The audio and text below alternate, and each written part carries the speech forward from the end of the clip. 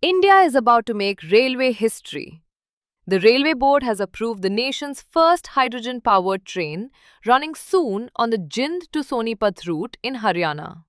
This 10-coach marvel uses hydrogen fuel cells instead of diesel. Its only emission? Pure water vapor.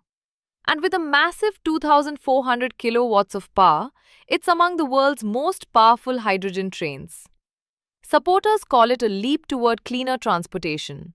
Critics warn hydrogen production can be costly compared to electrification. Either way, India is stepping boldly into the future of green rail technology. So tell me, hydrogen trains or electrification? Drop your thoughts below.